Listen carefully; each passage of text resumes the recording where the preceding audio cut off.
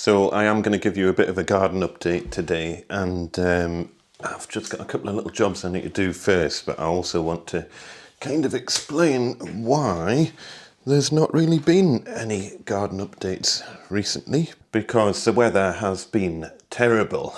It's to the point that our little trail cameras are currently drying out on the shelf up there because they got absolutely soaked the other night. But before I start, my good friend has given me another stock of hard drives, which is very welcome because I've been running out of disk space. So it's time to archive stuff off again, and I'll set that going, and then I'll take you on a little trip outside to show you the garden. What have we got? We've got a 1 terabyte, no idea, and a 750.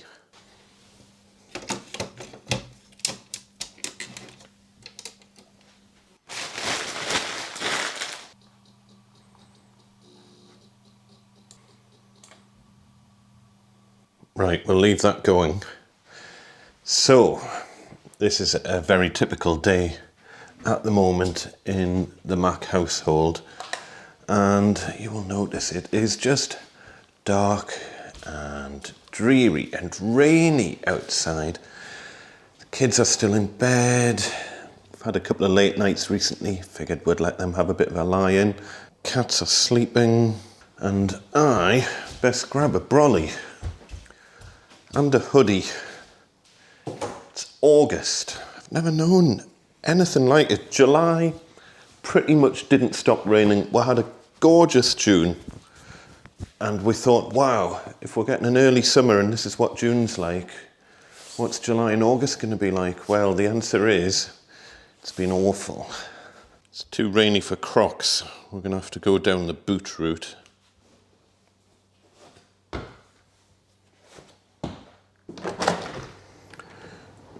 Chucking it down as per usual.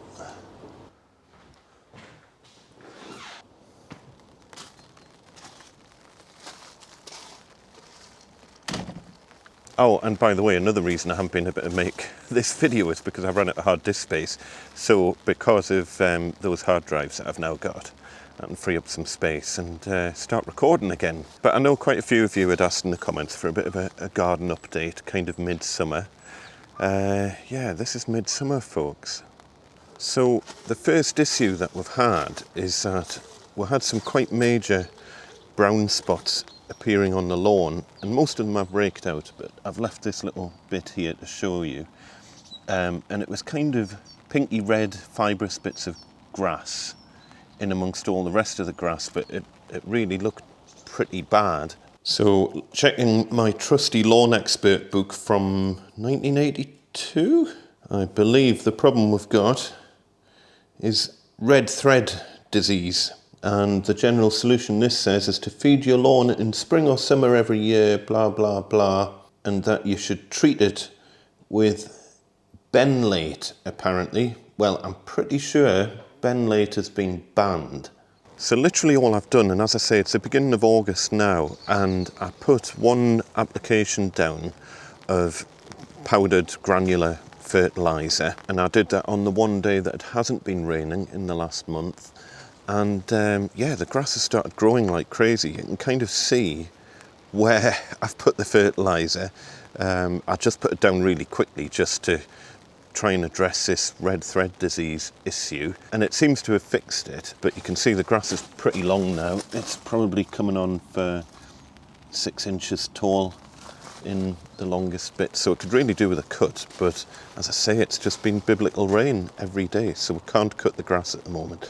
But you can see we've only really fed this top section up here, and then yesterday, I was planning on cutting the grass yesterday, and I raked out the kind of red thread grass, which is in a pile over there, hence it looking a little bit bedraggled, but honestly it's 1,000 times better than it was, with the intention of cutting it. But as I say, I can't cut it because it's chucking it down.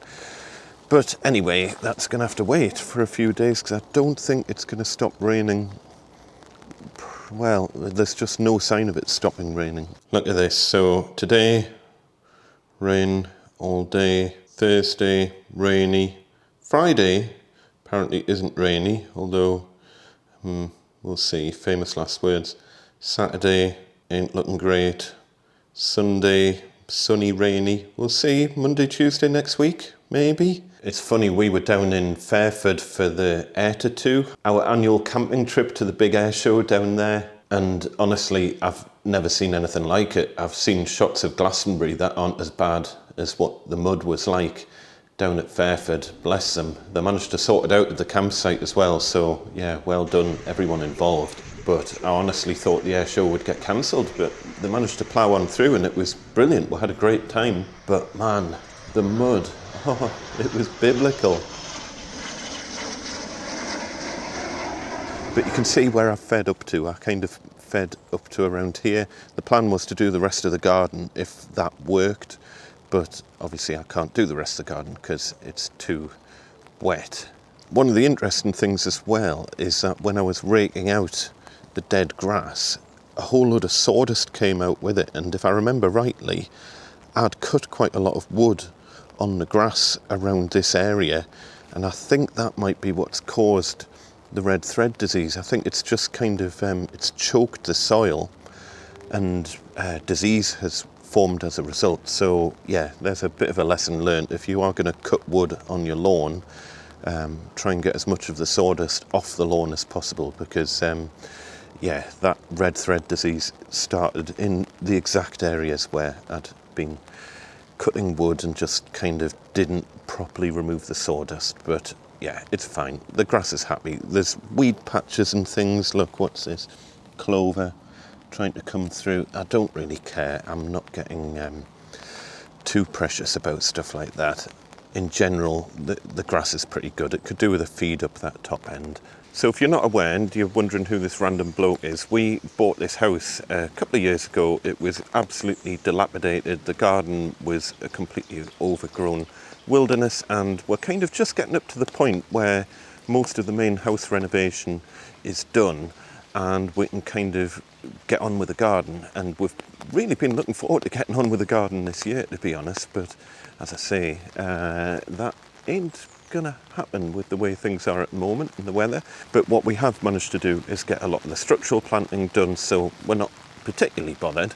But if you do want to follow the whole project from start to finish, there are many episodes about the renovation of this house over on the Gosforth Handyman channel. So yeah, link down in the description below.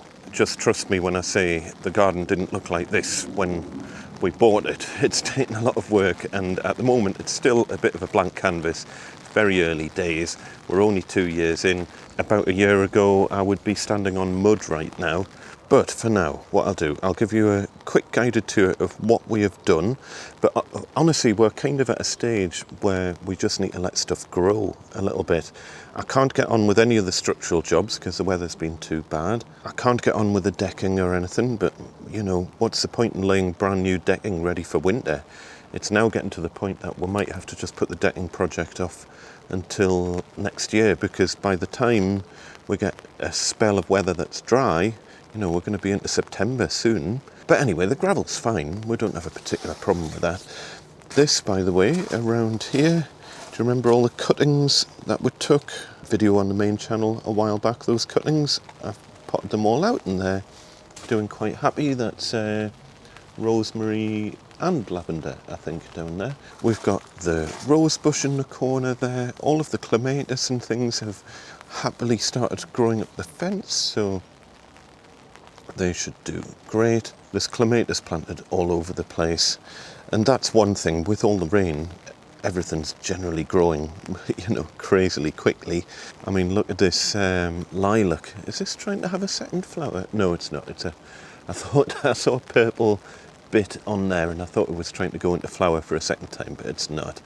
Over here we have got more jasmine growing up at the back there, and clematis and another clematis. So we'll train those to go in various directions across the trellis there, and that'll hide all of the ugly fencing. This patch here, we've just got a lavender and a fuchsia. That fuchsia should get pretty big and kind of bulk out that area. And then at the back there, we've got kind of a cypress thing, which will hopefully fill that out a little bit as well. The rose spirea plant has gone a bit crazy and it has started taking over from everything else that we've planted down here. So for example, the cord line, you can't really see it anymore, so we'll probably move that. There's also this little bush, I can't remember the name of it, but that little bush at the front there, we might as well shift that because it's just the rose spirea is taking over. Again, in this little corner here, we've got this little kind of conifer thing that I planted, and it was just really to fill up this back corner so that it just anything to disguise a big fence. But I think that's going to struggle around there with the dog rose on the left and the rose spirea on the right. I don't think that's going to happen. Anyway, working our way around, I'm not going to name everything. Buddleia, oh look, Buddleia's getting its first flowers. We've only just planted that, so that's kind of nice to know. Over this direction, we've got the remnants of a peony that flowered earlier on. Some of the young clematis has started flowering as well. We're then round to the big old apple tree, which is mixed in with an elder, and I believe it's also mixed in with an apple blossom as well. So that gets interesting, trying to identify stuff. And then under here, again, I think I showed you this on the main channel, but all of this just needs to kind of fill out this area over here. We've got rosemaries, we've got roses, we've got acers, we've got laurel at the back, yew at the back there as well, and more clematis. But for some reason, some clematis just doesn't seem happy. Can you see that one right at the back there? It's never really taken particularly well. All planted at the same time as these ones over here that have done really well, and they're starting to flower through the trellis at the top. And then you just get the odd one like that that hasn't really done much. But yeah, such is life. It's not worth losing sleep over. As I say, too wet to do the compost heap project, so that's just having to be on hold. But it's fine because I've got loads of kind of admin stuff I need to get done in the meantime anyway. But yeah, this will be compost heap area over here.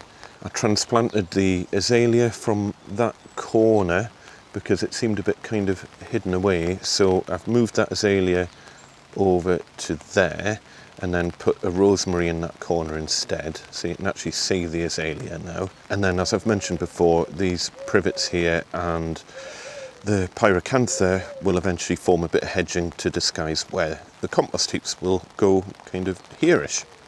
Still haven't really done anything with this because we can't until the compost heaps are built. So that's still an absolute mess. The impromptu compost heaps are still just composting over here. We've done a little bit of clearance work down the bottom here just to keep things tidy, get a lot of the dead wood and dead branches away. We've cleared a lot of stuff. We had a major mosquito problem in June when things were really hot, and a lot of it around there was because there was blockages in the river forming natural little pools, and that's where the mosquitoes were hatching. And yeah, it was pretty nasty mozzie bites from those. So we've just tidied things up a little bit round the bottom there, tidied up around the log shed, but we've still got all these logs and things to process over here, but it's been so wet we can't get on with anything really. And then over on this side, again, nothing's really changed from what I've shown you last time, but that's kind of where we are with the garden at the moment. One thing I'm probably going to be doing pretty soon is moving that water butt, because we're getting a bit of a damp patch on the inside corner of the studio room, and I think it's just generally down to a lack of airflow around where that water butt is. Plus obviously we still need to sort the ventilation in the studio as well, which there'll be a video on the main channel coming up about that, because I finally bought the parts for it, but again, because of the weather, we can't really get on with it. We're really at that stage with the garden where most of the structural planting is in, and the whole idea was, you know, let's get the plants in, let the garden do its thing. We need a greenhouse, we need to move those sheds at the end there over to the other side, because that's where the greenhouse is going to be going, and we'll probably have the veg plot around this kind of area as well. But as you can see, we've got loads of weeding to do, and just everything needs kind of tidied up a little bit. But yeah, weather's been diabolical. We've not had a summer. I've never known anything like it. Beginning of August, it's rained for the entire of July, Well, as I say, we had a beautiful June, and this is what August in the UK is now looking like for the foreseeable future. Just endless rain, or in the northeast of England at least. So yeah.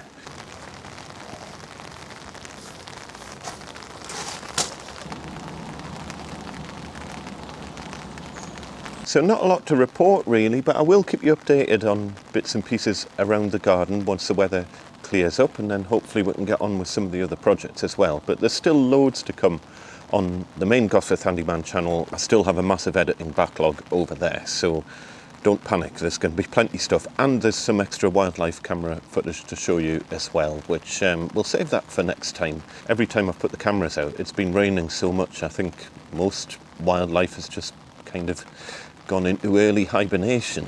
Hopefully they'll come out a little bit later on in August. Watch this space. Folks, look after each other, be nice to each other, and we shall see you next time. Tatty bye.